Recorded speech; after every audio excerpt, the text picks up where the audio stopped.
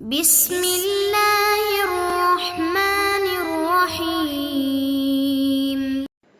نحمده ونصلی ونسلم علی رسولہ الکریم اما بعد۔ حضرت طلباء، اللہ تعالیٰ سے امید ہے کہ آپ سب خیر و عافیت سے ہوں گے۔ سبق نمبر 229 ہے اور باب حد القذف، اس باب کو ہم اس سبق میں شروع کر رہے ہیں۔ یعنی کسی مرد کے اوپر یا کسی عورت کے اوپر زنا کی تہمت لگا دینا۔ تو اگر کسی نے ان کو زنا کرتے ہوئے حقیقتاً دیکھا ہے تو اب یہ شخص اگر گواہی دینا چاہتا ہے تو اس کو چاہیے تھا کہ یہ 4 مل کر دیکھتے، اپنے ساتھ 3 ساتھی اور ملاتا اور پھر 4 مل کر یہ دیکھتے اور اس کے بعد پھر گواہی دیتے، تو پھر ان کی گواہی قبول ہوتی اور حد زنا ملزم کو لگتی۔ لیکن انہوں نے 1 ہیں یا 2 ہیں یا 3 ہیں لیکن 4 برابر نہیں ہیں، تو انہوں نے آ کر ٹھیک ہے یہ سچ بھی بولتے ہوں گے، لیکن شریعت میں یہ ہے کہ اگر گواہوں کی تعداد 4 نہیں ہے تو زنا کی گواہی دینے والوں کو خود حد قذف لگتی ہے کہ یہ اتنا سنگین جرم ہے کہ جس کی گواہی یہ کسی شخص پر دے رہے ہیں، ان کو چاہیے کہ یہ تعداد پوری کریں۔ تو حد قذف کا معنی ہوتا ہے پھینکنا، تو یہاں پر بھی وہ گوئے کہ ایک بہت بڑی تہمت ڈال رہے ہوتے ہیں کسی دوسرے شخص کے اوپر کہ اس نے زنا کیا ہے۔ تو تہمت لگانے والے کو قاذف کہتے ہیں، اور پھر جس پہ تہمت لگائی جاتی ہے اس کو مقذوف کہتے ہیں۔ مقذوف کے لیے بھی کچھ شرائط ہیں کہ اس کے تہمت لگانے والے کے اوپر حد کب لگے گی، اور اسی طریقے سے حد قذف کیا ہے اس کو بھی دیکھیں گے، اور تہمت جس پر لگائی ہے اس کی شرائط ہوں گی، اور جو لگانے والا ہے اس کے لیے بھی کچھ شرائط ہوں گی، تب جا کر پھر یہ حد قذف ہوگی۔ تو اس سبق میں ہم اس کو شروع کرتے ہیں، اگلے بھی چند سبق اسی سے متعلق ہوں گے۔ سب سے پہلے باب کا خلاصہ کریں گے۔ اس باب میں کل 17 مباحث مذکور ہیں۔ سب سے پہلے ہم دیکھتے ہیں ان تمام 17 مباحث کا خلاصہ۔ حد قذف ہے، اس میں سب سے پہلی جو بحث ہوگی وہ ہوگی شرط اقامت الحد، یعنی حد قذف قائم کرنے کی شرائط۔ نمبر 2 کیفیت اقامت الحد، حد قائم کرنے کی کیفیت کیا ہوگی اس کو دیکھیں گے۔ نمبر 3 شروط الاحسان، یعنی حد قذف بھی تب لگے گی قاذف کے اوپر کہ جس کے اوپر تہمت لگائی ہے مقذوف، اس کے اندر بھی احسان کی شرائط پائی جاتی ہے، وہ محسن ہو۔ تو محسن ہونا یہ زنا کے اندر رجم کے لیے جو شرائط ہیں محسن کی وہ 7 ہیں، اور یہاں پر 5 ہوں گی، ان کو ہم دیکھیں گے۔ نمبر 4 کنایات القذف، حد قذف کے جس کے اوپر جاری ہوگی تو قاذف وہ تہمت لگاتے وقت کیا کیا الفاظ بولے گا، کنایہ الفاظ، ان کو دیکھیں گے۔ اسی طریقے سے من لہ مطالبۃ حد القذف، حد قذف کا مطالبہ کس شخص کو کرنا ہے تو اس کو دیکھا جائے گا۔ اس طریقے سے نمبر 6 بحث ہے کہ حد القذف لا یورث، حد قذف کے اندر وراثت جاری نہیں ہوتی، اس کی تفسیر ہوگی۔ اس طریقے سے الرجوع عن الاقرار، اقرار سے، یعنی حد قذف کا پہلے اقرار کیا کہ میرے اوپر حد قذف لگائی جائے، پھر اس کے بعد اس سے رجوع کرنا۔ اور نمبر 8 النسبۃ الی غیر ابیہ، باپ کے علاوہ کی طرف کسی کی نسبت کرنا، اس طریقے سے وہ تہمت لگا رہا ہے۔ نمبر 9 التغییر فی الفاظ القذف، قذف کے الفاظ میں تغیر اور تبدل کر دیا۔ اور نمبر 10 النداء بالزنا، زنا یعنی زانی کہہ کر پکارا، تو اس سے اس کو حد قذف لگے گی یا نہیں لگے گی، اس کو دیکھیں گے۔ نمبر 11 نفی الولد، بچے کی نفی کر کے تہمت لگا رہا ہے۔ اس طریقے سے سقوط شرط الاحسان، محسن ہونے کی شرط کا ساقط ہونا، یہ بحث ہوگی۔ نمبر 13 قذف المکاتب، مکاتب کے اوپر تہمت لگانا، اس سے حد جاری ہوگی تہمت لگانے والے پر یا نہیں۔ نمبر 14 قذف المجوسی، مجوسی یعنی غیر مسلم کے اوپر تہمت لگانے سے حد جاری ہوگی یا نہیں۔ نمبر 15 حد الحربی بقذفہ المسلم، مسلمان کے اوپر ایک حربی شخص نے اگر تہمت لگا دی تو اس حربی شخص پر حد لگے گی یا نہیں. اور نمبر 16 رد شہادتی تتمت الحدی، کہ حد قذف کے اندر اس کی گواہی کو بھی ہمیشہ ہمیشہ کے لیے رد کرنا، یہ بھی اس کا تتمہ ہے، یعنی حد کی تکمیل ہے. اور نمبر 17 آخر میں خاتمۃ الباب ہوگا کہ تداخل ہوگا، مختلف عقوبات کے اندر تداخل کی بحث ہوگی کہ جب مجلس متحد ہو تو متعدد عقوبات کے اندر تداخل ہوتا ہے. تو یہ کل 17 مسائل اور 17 مباحث اس حد قذف کے باب میں آ رہے ہیں. باب حد القذف. وَإِذَا قَذَفَ الرَّجُلُ رَجُلًا مُحْصَنًا أَوْ امْرَأَةً مُحْصَنَةً بِصَرِيحِ الزِّنَا وطالب المقذوف بالحد حده الحاكم 80 صوتا إن كان حرا، لقوله تعالى والذين يرمون المحصنات إلى أن قال فاجلدوهم 80 جلدا. والمراد الرمي بالزنا بالإجماع، وفي النص إشارة إليه، وهو اشتراط 4 من الشهداء إذ هو مختص بالزنا، واشترط مطالبة المقذوف لأن فيه حقه من حيث دفع العار، وإحسان المقذوف لما تلونا. سب سے پہلے حد کے قائم کرنے کی شرائط ذکر کی جا رہی ہیں کہ اگر کوئی شخص تہمت لگائے ایسے شخص کے اوپر جو محسن ہو، سب سے پہلی شرط کہ جس پر تہمت لگائی جا رہی ہے وہ محسن ہو، صفت احسان اس کے اندر پائی جاتی ہو. یہ انشاءاللہ احسان کیا ہے وہ آ رہا ہے اسی سبق میں. یہ عورت ہے لیکن محسنہ ہے، یہ ایک شرط ہوگی. بصریح الزنا، صراحتاً زنا کی تہمت لگائیں کہ اس نے زنا کیا ہے، میں دیکھ رہا تھا. دوسری شرط. نمبر 3 مقذوف جس کے اوپر تہمت لگائی ہے وہ حد کا مطالبہ بھی کرے تو تب جا کر حد لگے گی. تو ان 3 شرائط کے ساتھ پھر حکم یہ ہے، عقوبت بدنیہ ہے کہ حاکم 80 کوڑے لگائے گا اس تہمت لگانے والے کے اوپر اگر وہ آزاد ہے. اگر آزاد نہیں ہے تو پھر اس کے کوڑے ہوں گے 40.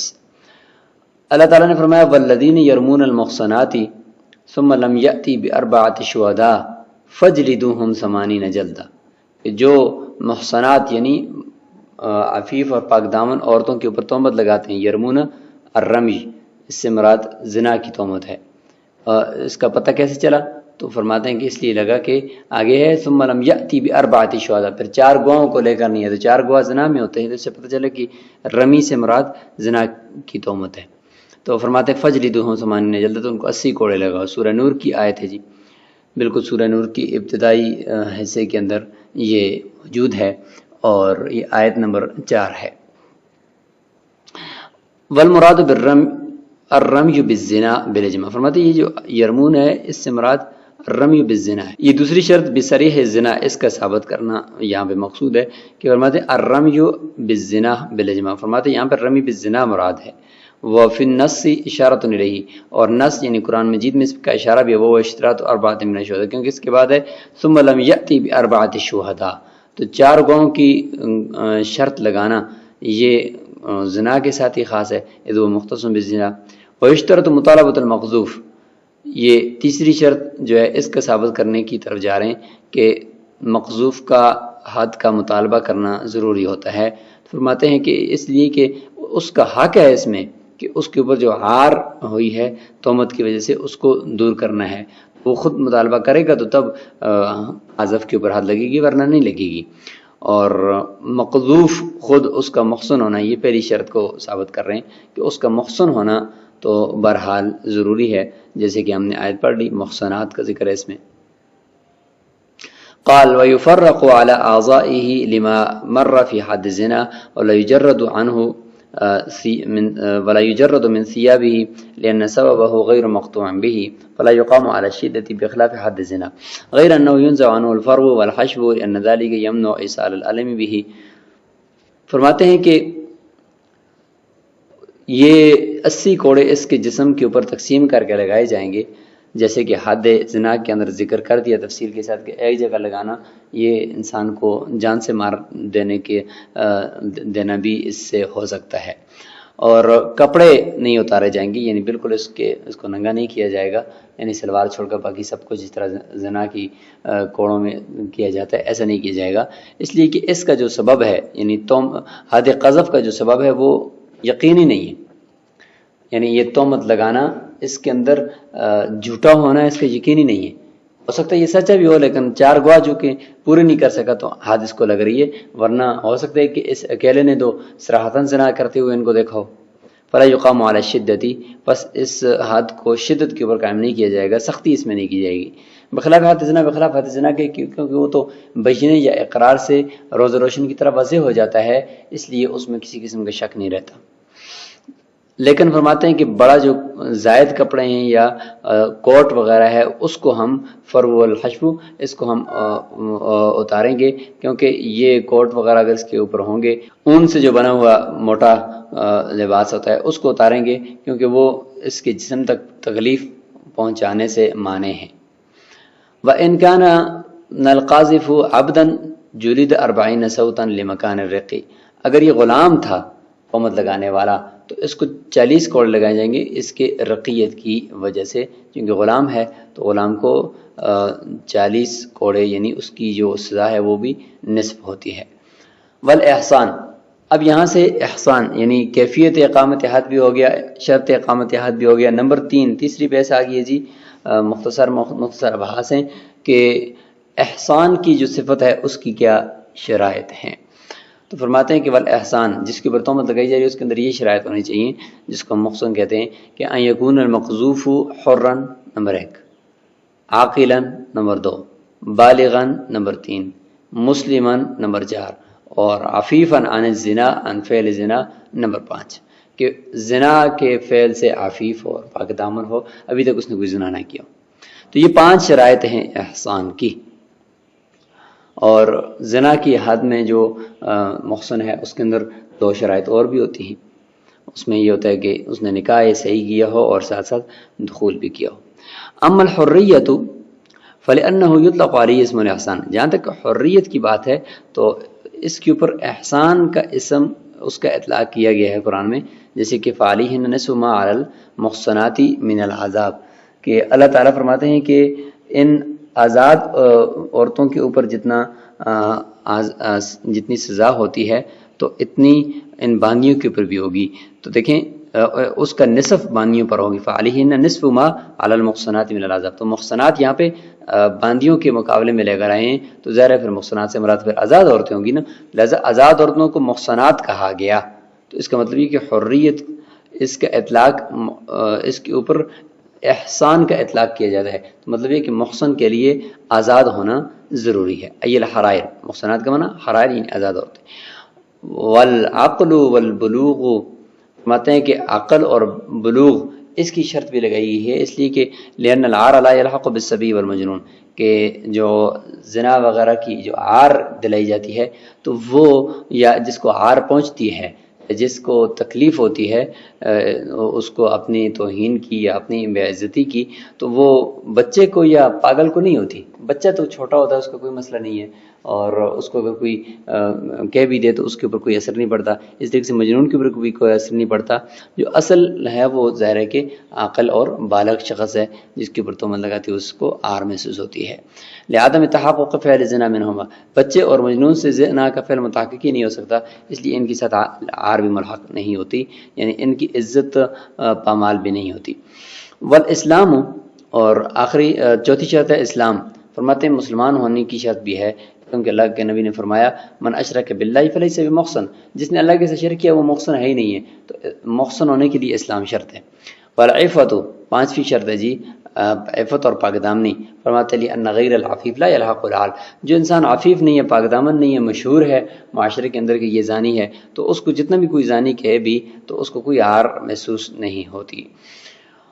وَكَذَا الْقَاذِفُ صَادِقٌ فِيهِ، اور اسی طریقے سے ایک یہ بات بھی فرماتے ہیں کہ یہ جو ہوتا ہے غیر عفیف شخص، اس کے بارے میں جو تہمت لگانے والا وہ تو سچا ہوتا ہے، اور اس کے سچا ہونے کا یقین بھی ہوتا ہے کہ بالکل یہ سچ کہہ رہا ہے کہ یہ شخص ہے جس کو عار محسوس ہی نہیں ہوتی، کیونکہ وہ خود ہی وہ زانی ہونے کے اعتبار سے مشہور ہے، تو پھر تہمت لگانے والا سچا ہے نا، تو لہٰذا اس کے تہمت لگانے والے کو ہاتھ نہیں لگائی جائے گی۔ تو یہاں تک ہم نے 3 مباحث پڑھ لیے۔ نمبر 1، اقامت حد کی شرائط، کیفیت اقامت حد، اور ساتھ ہی احسان، قذف کا جو احسان ہے اس کی شرائط، اور پورے باب کا خلاصہ بھی ہم نے ایک نظر دیکھ لیا ہے۔ السلام علیکم ورحمۃ اللہ۔